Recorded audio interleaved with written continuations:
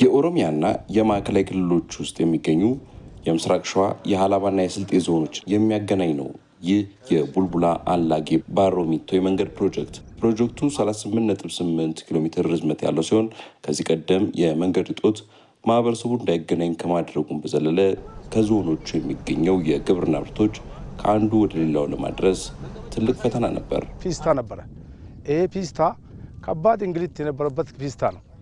ፒስታም ሆኖ ቀጥታ መንገዱ የሚያረማምድ ሳይሆን ለሰውም ለመኪናም ለሁሉ አመቺ ያልሆነ በጣም አስቸጋሪ የሆነ መንገድ ነው።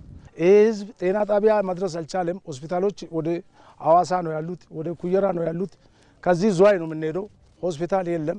ወላድ ሁሉ ሲሞት ነበር ከመንገድ እጦት የተነሳ። አሁን ለምሳሌ ከቡልቡላ አላጌ ኮሌጅ 32 ኪሎ ሜትር ነው። ቡልቡላ መተን 32 ኪሎ ሜትሩ መግባት አቅቶን መንገድ እያደርን ነበር። እንግልቶች ነበሩብን። ከአዲስ አበባ መተን ቡልቡላ ገብተን ማምጫ አተን እናድር ነበር። ከሻሸመኔ መተን ቡልቡላ ደርሰን ማምጫ አተን እናድር ነበር። አሁን ግን ከእግዚአብሔር ጋር ይሄ መንግስት ምላሹን መለሰልን። መንገዱ ከአዲስ አበባ ባቱ እንዲሁም ሐዋሳ የፍጥነት መንገድ ጋር የሚገናኝ ነው።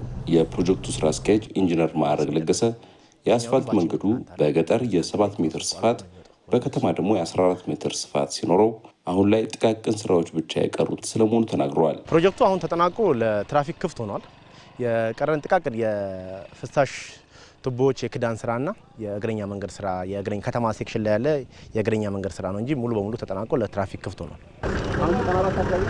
የአስፋልት መንገዱ በተለይ የጭነት መጠናቸው መደበኛ ተሽከርካሪዎች የሚባሉትን ታሳቢ ተደርጎ መሰራቱ በከባባድ መኪኖች ብልሽት እንዳይደርስበት ስጋት ፈጥሯል።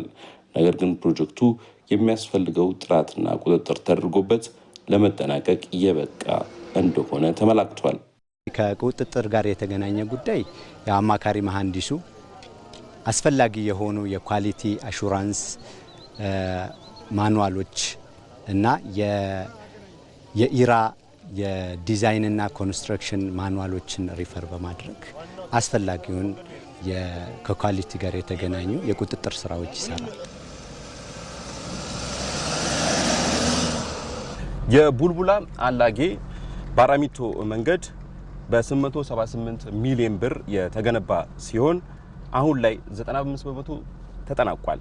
ይህ መንገድ ህብረተሰቡን ከማስተሳሰር በዘለለ ኢኮኖሚያዊ ጥቅሙ የጎላ ሆኗል። ለኢቲቪ ቶማስ ኃይሉ ቡልቡላ